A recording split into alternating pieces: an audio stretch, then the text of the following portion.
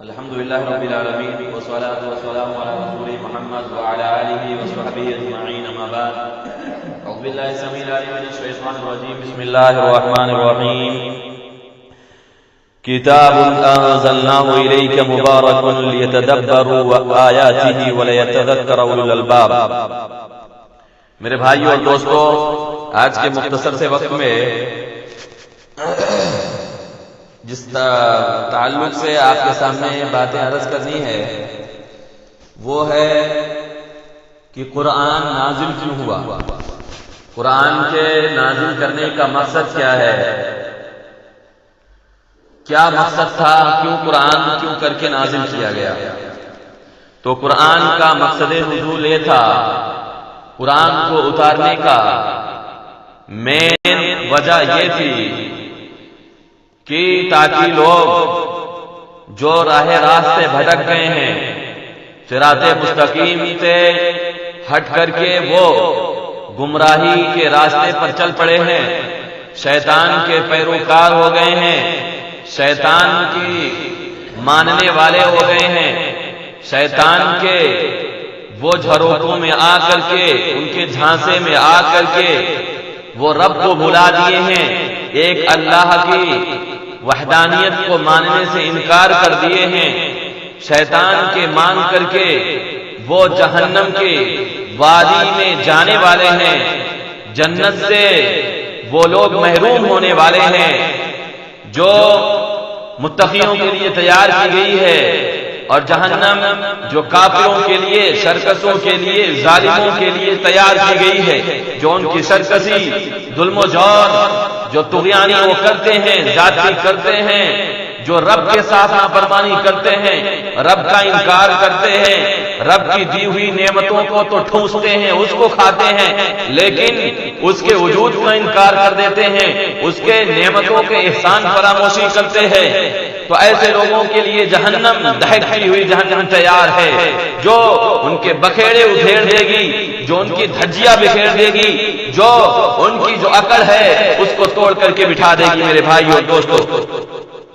تو قرآن کا مقصد یہ تھا نازل کرنے کا کہ تاکہ لوگ سمجھیں، اس میں غور کریں، اپنے جو اللہ رب العالمین نے دماغ دیا ہے اس کو اس میں استعمال کریں، اس کو سمجھیں، جو اسرار و رموز ہیں جو اللہ رب العالمین نے یہ آسمان، یہ دنیا، یہ تمام چیزیں جو پیدا کی ہیں، پہاڑ ہیں، زمین ہے، اور بہت ساری چیزیں دنیا میں جو ہیں چرند پرند، اس میں وہ غور کریں، سوچیں کہ یہ آسمان کس طرح بغیر ستونوں کے کھڑا ہو گیا ہے۔ اگر ہم کوئی چیز کھڑا کرنا چاہیں، کوئی چیز بنانا چاہیں، تو اس صورت میں وہ کھڑا نہیں ہو سکتا جب تک کہ اس میں ستون نہ لگائے جائیں۔ اور اتنا عظیم یہ آسمان کیوں کر کے کھڑا ہو گیا، کوئی تو ہوگا نا اس کا کھڑا کرنے والا۔ جب ایک سوئی اگر ہماری سامنے نظر آ جائے تو ہمارا دماغ پہ فوراً پریشر جاتا ہے اور ہم سوچنے پر مجبور ہو جاتے ہیں کہ اس کا کوئی نہ کوئی بنانے والا ہے۔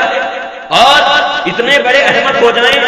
اور عقل کے پیدل ہو جائیں، ان کی عقل پہ مت مار جائے کہ وہ اتنے بڑے آسمان کو دیکھیں اور اتنی بڑی زمین کو دیکھیں اور نہ جانے کتنے بڑے بڑے پہاڑ کو دیکھیں اور اس کے بعد فوراً انکار کر جائیں اس کا بنانے والا کوئی نہیں ہے۔ یہ اپنے آپ وجود میں آ گیا، اپنے آپ بن گیا، عقل کے کندے ہیں اور ان کے دماغ پر پردہ پڑ گیا ہے۔ کس چیز کا پردہ پڑ گیا ہے؟ یہ حق کو بحق باتوں کو قبول نہ کر سکیں، جہنم کے لیے ان کے لیے ایندھن تیار کیا گیا ہے جو حق کا انکار کرتے ہیں۔ اتنی بڑی حقانیت کو، رب کی پہچان کو، رب کی تمام چیزیں بیان کر دی گئی ہیں، اس کے باوجود بھی اگر عقل میں نہ گھسے اور ان کو صحیح باتیں سمجھ میں نہ آئے تو ان کو آگ ہی، جہنم کی آگ ہی ان کو سمجھا دے گی اچھی طریقے سے، ان کی عقلیں کھول دے گی، ان کے دماغ کو کھول دے گی۔ میرے بھائیو اور دوستو، آگے اللہ رب العالمین فرماتے ہیں کہ کیوں کر کے نازل ہوا، اور آج مسلمانوں کی جو حالت زار بنی ہے، مسلمان آج جو ذلیل ہو رہا ہے، آج پستی کا شکار ہے، آج ذلت کا جو مارا جا رہا ہے، اس کی اصل وجہ، سب سے بنیادی وجہ یہی ہے کہ اس نے قرآن کو چھوڑ دیا، اس نے قرآن سے اپنا رشتہ ناتا توڑ دیا۔ یاد رکھو وہ مسلمانوں کی وہ شان و شوکت، مسلمان جو اپنے آپ کو مسلمان کہلواتے ہیں، جب تک اس قرآن کو تھامے رکھا، اس قرآن کے مطابق وہ چلے، قرآن کو فالو کیا، اس کو غور و فکر کیا، اس کے مطابق اپنا اپنی زندگی گزاری۔ آج نام نہاد صرف نام لیوا مسلمان ہیں، ان کی حقیقی معنوں میں مسلمان اور ایمان سے کوئی ناتا تعلق نہیں ہے میرے بھائی اور دوستو۔ زبان سے کہہ دینا بڑی بات ہے، کہہ دینا یہ تو معمولی سی بات ہے، لیکن اس پر عمل کر کے دکھلانا یہ بہت بڑی بات ہے میرے بھائی اور دوستو۔ تو قرآن کے مطابق یہ قرآن یہ اس لیے نازل ہوا تھا تاکہ اس میں غور کریں اور اس کے مطابق اپنی زندگی گزارے، اس کو جزداروں میں سجا کر کے لے جا کر کے آپ اس کو آروں کو سجا دیں، اس کے لیے قرآن نہیں آیا۔ قرآن کو پڑھ کر کے قرآن کے آپ جو ہے کہ اس میں تسبیحات تحلیلات اور اس کو گھول کر کے پانی میں پیئیں، یہ اس کے لیے نہیں آیا تھا۔ کوئی معاملہ اٹھا ہو تو قرآن لے کر کے ہم قرآن اٹھا لیں گے، قرآن اس لیے نازل نہیں ہوا تھا کہ آپ چاہے کبھی جھکتے نہ ہو اور قرآن کے ذریعے اپنا فیصلہ اس طرح کرواتے ہیں کہ قرآن کو لے کر کے کھڑے ہو جائیں۔ قرآن کو اگر قرآن کے مطابق ماننا ہے، قرآن کے مطابق چلنا ہے تو اس میں جو باتیں بیان ہوئی اس پر عمل کر کے دکھلاؤ۔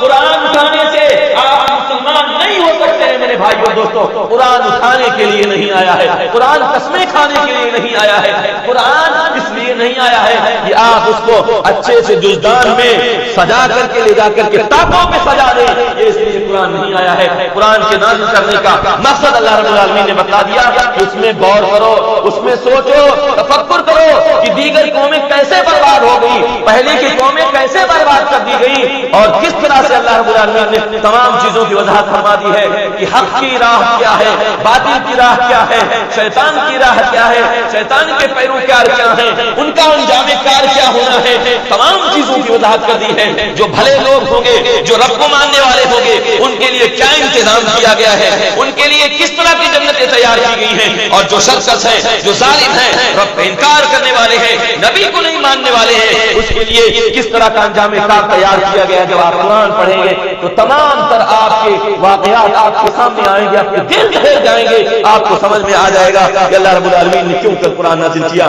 اللہ رب العالمین نے فرمایا کتاب انزلناہ الیک مبارک لیتدبر، ہم نے ایک ایسی بابرکت قرآن نازل کیا، ایسی کتاب نازل کی، کیوں نازل کی؟ لیتدبروا آیاتہ، تاکہ آپ اس کے آیتوں میں، اس کے احکام میں آپ غور و فکر کریں۔ صرف زبان سے پڑھ لینا کافی نہیں ہے میرے بھائی اور دوستو، ولیتذکر اولو الالباب، تاکہ جو عقل رکھنے والے ہیں، جو اپنے آپ کو عقل مند کہلواتے ہیں، بدھجیوی کہلواتے ہیں، انٹیلیجنٹ کہلواتے ہیں، کہ وہ لوگ کیا کریں؟ لیتذکر اولو الالباب، جو لوگ نصیحت حاصل کرنے، پیغام حاصل کرنے، سچ بات کو دیکھ کر کے، پڑھ کر کے، اس کو قبول کر کے رب والے بن جائیں، رب کے مطابق چلنے والے بن جائیں میرے بھائی اور دوستو۔ اسی طرح اللہ رب العالمین نے دوسرے مقام پر فرمایا افلا یتدبرون القرآن ام علی قلوب اقفالها، کیا ہو گیا ہے لوگ قرآن کو پڑھتے تو ہیں لیکن اس میں غور نہیں کرتے، اس کو سمجھنے کی کوشش کیوں نہیں کرتے ہیں میرے بھائی اور دوستو؟ کہیں تو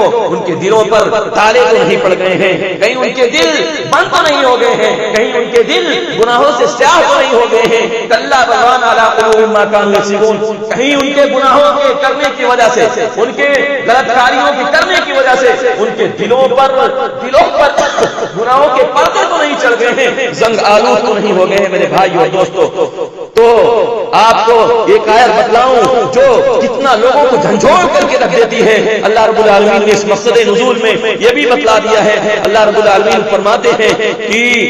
وقالوا لو كنا نسمع ونعقل ما كنا في اصحاب السعير، بروز قیامت آج جو اکڑتے ہیں، جو کفار ہیں، جو سرکش ہیں، جو ظالم ہیں، جو اپنے آپ کو بڑا سمجھ رہے ہیں کہ بڑے ہم تو نصیبے والے ہیں، بڑے ہم نصیبے والے ہیں، ہمارا نصیب تو جاگ گیا ہے، ہماری تقدیر تو کھل گئی ہے۔ سنو ایسے لوگ کیا کریں گے؟ اس دن کیسے پل پلائیں گے، کیسے چلائیں گے، کیسے دہاڑے ماریں گے اور چلا رہے ہوں گے۔ اللہ رب العالمین نے واضح انداز میں فرما دیا وقالوا لو كنا نسمع، وہ لوگ چیخ کر کے، وہ لوگ دہاڑے مار کر کر کے وہ چلا رہے ہوں گے، وہاں بلبلا رہے ہوں گے، اور اس کے بعد کہیں گے لو کننا نسمع و نعقل، کاش کہ ہم اس قرآن کے پیغام کو سن لیا ہوتا، اس قرآن کی مان لی ہوتی اور اس کو سمجھ لیا ہوتا جو اس میں پیغام دیا گیا تھا، سچے مارگ کی اور صحیح مارگ کی جو رہنمائی اس کے اندر موجود تھی، کاش کہ میں مان لیا ہوتا ما کننا فی اصحاب السعیر۔ تو آج بھڑکتی ہوئی، اس دہتی ہوئی، شعلے مارتی ہوئی آگ کا ٹھکانا ہمارا نہ ہوتا، آگ میں نہ جاتے، یہ لوگ چلائیں گے چیخیں گے، لیکن ابھی موقع ہے کہ اس سے پہلے علاج کر لو، اپنے آپ کو سنوار لو، اپنے آپ کو درست کر لو۔ قرآن کا جو پیغام ہے، قرآن کی جو دعوت ہے، قرآن کا جو بلاوا ہے، اس کو سمجھ لو، اس کو پڑھ لو، اور پڑھ کر کے اپنی عقلیں کھول لو۔ اگر چاہتے ہو مسلم فلاح، چاہتے ہو محبوب، چاہتے ہو، ورنہ وہ مسلم چیخنے چلانے کے سوا کچھ حاصل نہ ہوگا، اور اس کا دردناک عذاب جہنم کے آپ کا ٹھکانہ بن جائے گا۔ اللہ رب العالمین ہمیں عقل صحیح عطا فرمائے، ہمیں صحیح سمجھ عطا فرمائے، آمین یا رب العالمین۔ وما علينا الا البلاغ۔